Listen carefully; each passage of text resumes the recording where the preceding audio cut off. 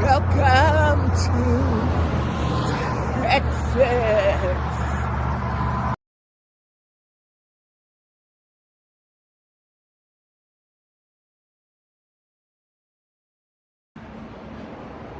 We made it to exit 880. As you saw, just coming into Texas, we needed to start over again. Stop again, sorry.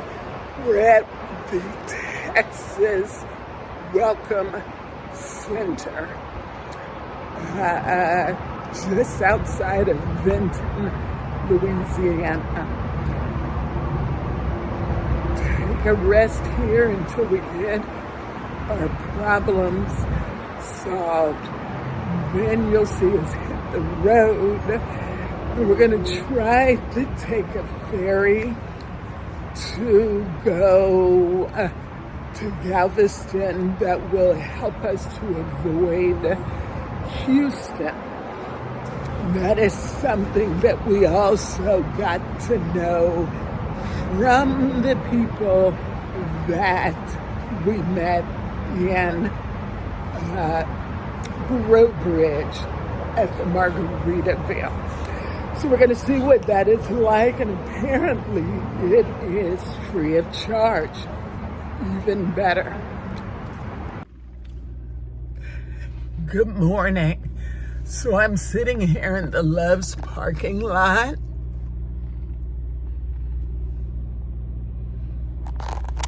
Really, the truck stop. We left out early. While I was sitting here waiting on some other people, I wanted to talk to the RVers out there. It is wonderful, don't get me wrong. I love my solo travel sometimes because you get that solace.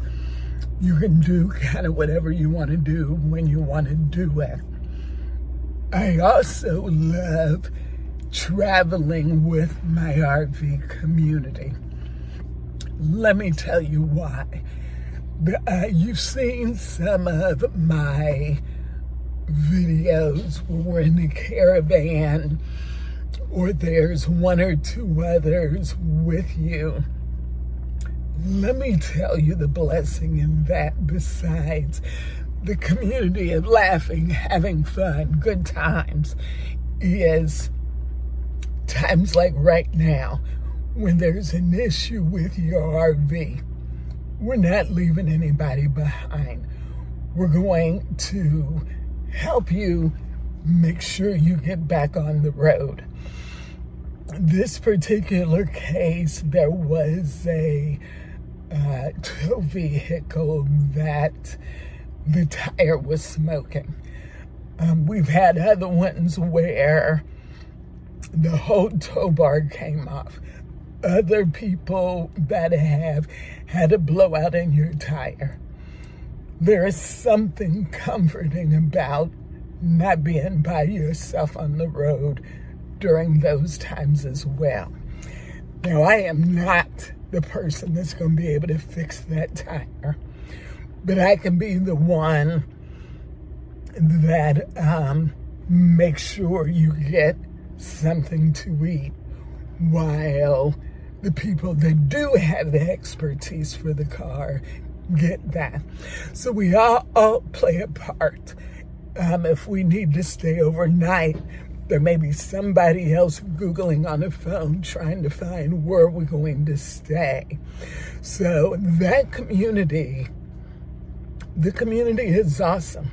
So if you are not a part of an RV community, just get on the internet and Google. We found a group of people in Lafayette, Louisiana. They were from Baton Rouge. Amazing people. We were not sure where to go for the Mardi Gras celebration. They said, follow us. We're all going down. I had an amazing time. Amazing time. They knew right where to park, where to go, we wouldn't have known all that. We'd have been wandering around. So there are pluses to solo travel as well as group traveling. And if you don't have an RV community, even if you're traveling solo, get one. All right. Getting back on the road, heading to Galveston, looking forward to a ferry ride.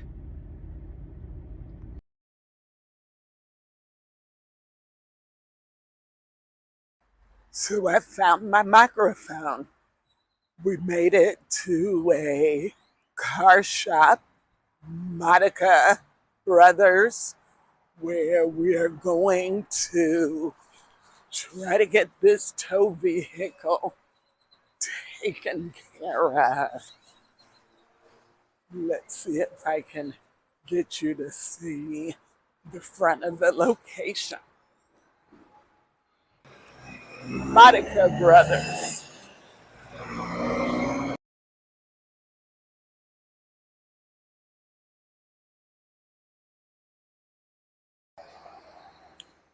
What a burger.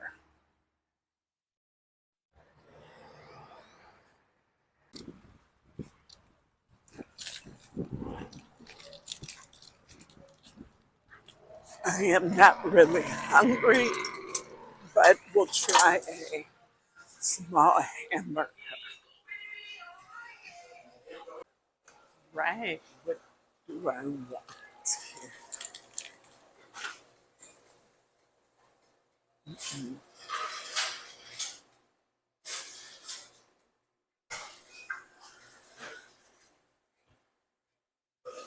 I just want a simple, there we go, a la carte.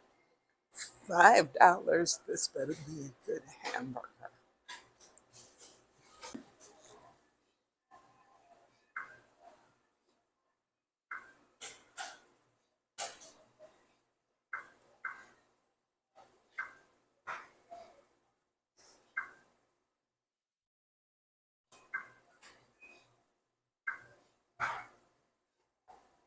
So no people.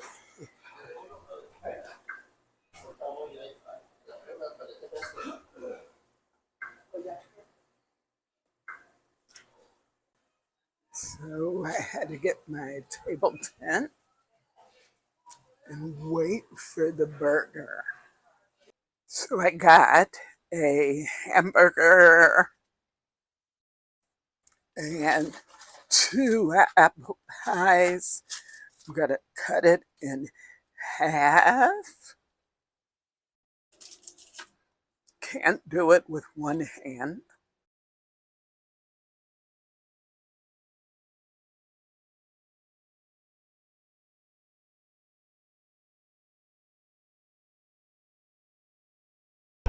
One on the other side.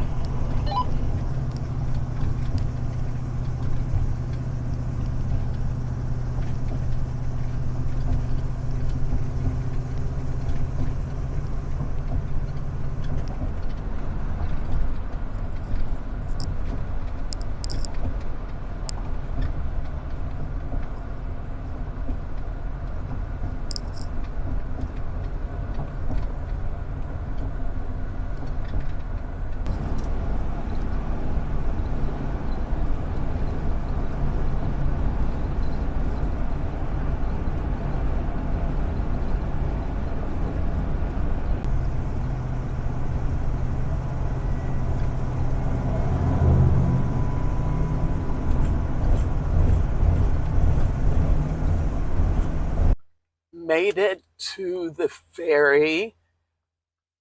We are in Galveston County at the boulevard, on the Boulevard Peninsula, and there is a public ferry. Lucky it runs 24 hours a day, every day, to take people to Galveston Island and Galveston City proper. It allows us to avoid Houston and all the traffic there. I think they said it cuts an hour, hour and a half off the commute to Galveston from where we were in Louisiana. It also is only an 18-minute ferry ride. Right now, we're sitting here waiting for the ferry. It is 10:59 p.m. Central Time, Texas time, this part of Texas time. And I am going to show you what I can in the dark, and we'll report how it all went when we get off the ferry. The Galveston Boulevard Ferry is part of the public transportation system. It's free, y'all. It is free. We started at the Boulevard, Port Boulevard, and went straight into Galveston. Boarding the ferry is easy, as you can see here. I'm speeding up the video to save time. I don't know if you can hear me, but this is the ferry.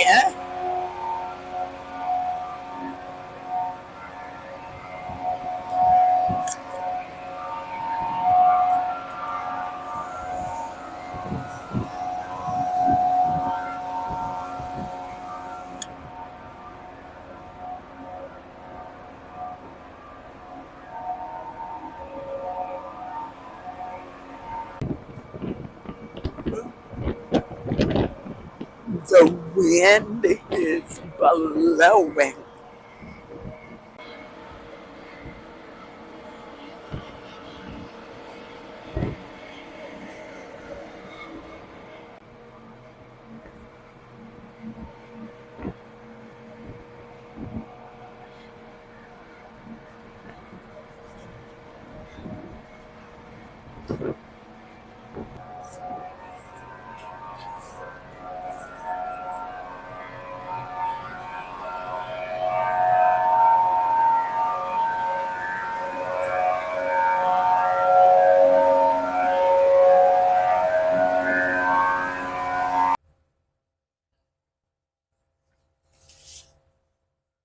The ferry ride was nice. They did stop me.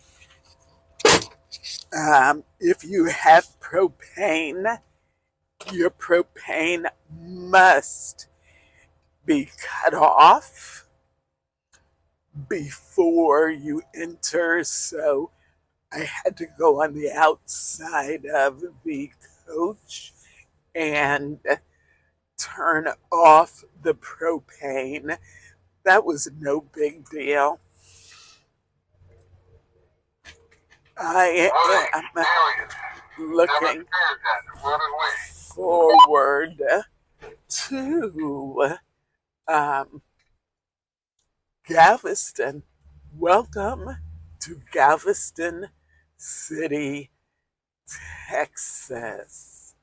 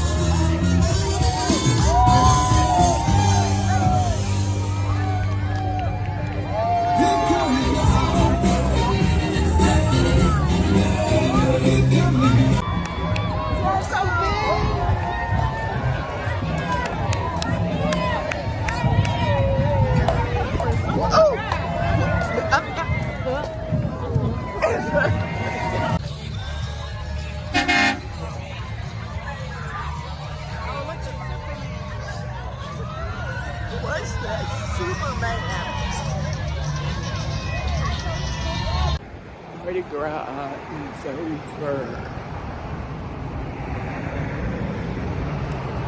That is the from Fat Tuesday.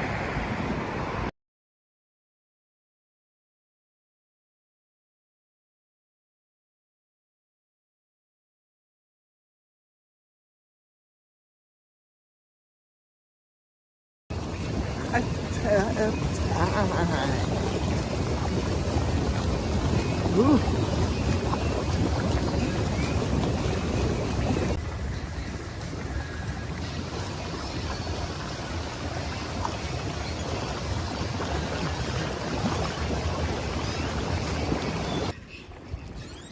Old time.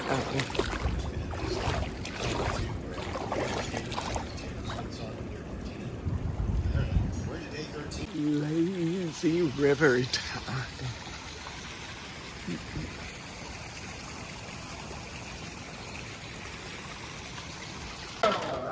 Left, right, center time. They see this.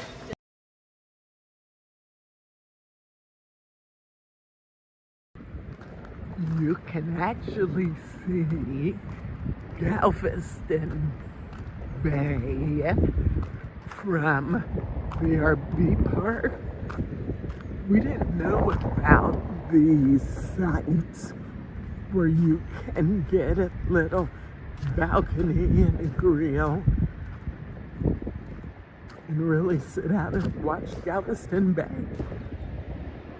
So I don't know if you can see it from this video, but that is the Gulf. This is the KOA, Galveston Island RV Park. And then on the other side, you can see Galveston Bay.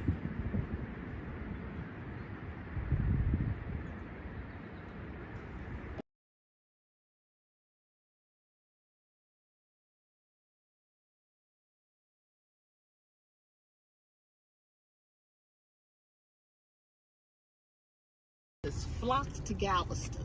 Why? Because it had a natural deep water harbor. So the port is what drew people in, because back in that time, waterways were the chief avenues for communication, transportation, commerce, wealth building. And so because Galveston talents, they weren't farmers, they weren't field hands, none of them. And then the other thing was that they had a lot more freedom. Black men especially spent a lot of time working with white men at the bottom. These are poor whites. Yes. They're immigrants. Galveston was seen as Ellis Island of the South. There were so many Eastern Europeans coming here. And there was slave labor, so they really couldn't compete with the slave labor, right? But when they were here in town, they would work with black men. And then they kind of figured out, well, I'm not making any money. So then they move on into the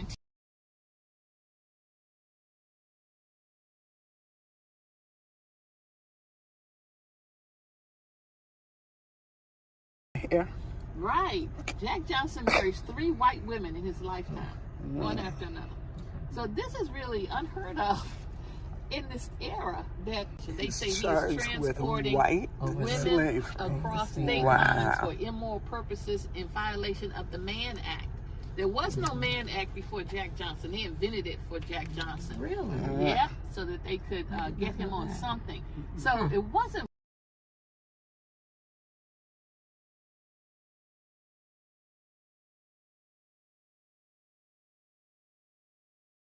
and go to heaven. But how do you get into heaven? One way: obedience to the slaveholders. Right. And so it worked, because black people who were church going were worth more on the auction block.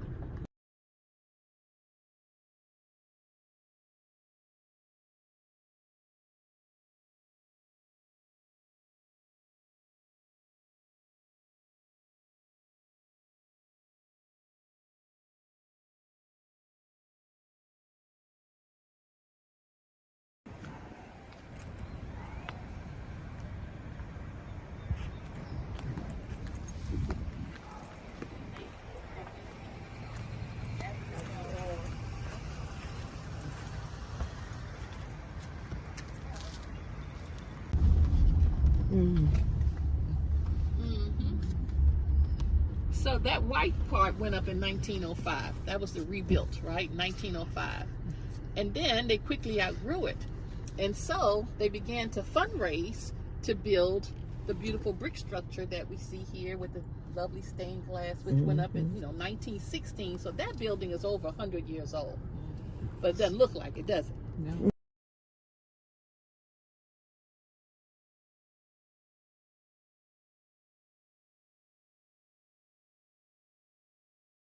Here, during the day, there's vendors and food and music and games and dancing, and just quite the celebration out here in the park.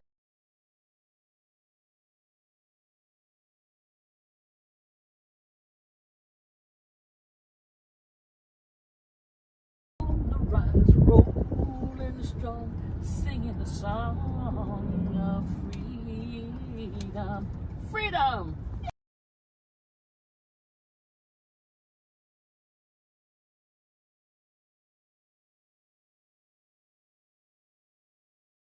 This is an alley house. It looks like a big house when you look at all the rest of them. There was percent of the population owned slaves. Yeah, but that 3%, they ran everything in support of slavery to make sure that they would keep earning money. Slavery was incredibly lucrative for white people.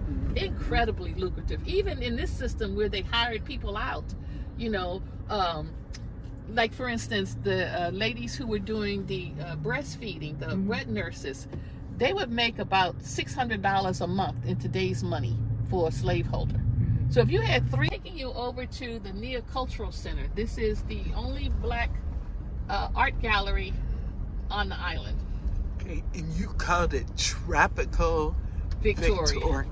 So this building right here, where you see Mo Better, that was a slave auction house. So this.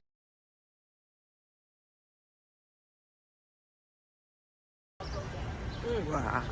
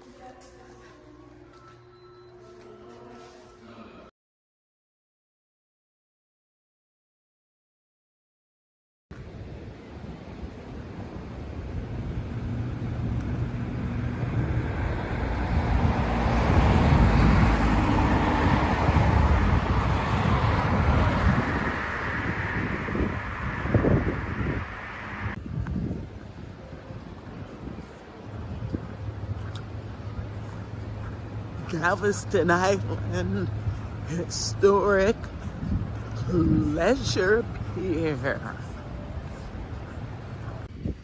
Well, I guess we won't see it today. Fat Tuesday, and we're gone before Friday.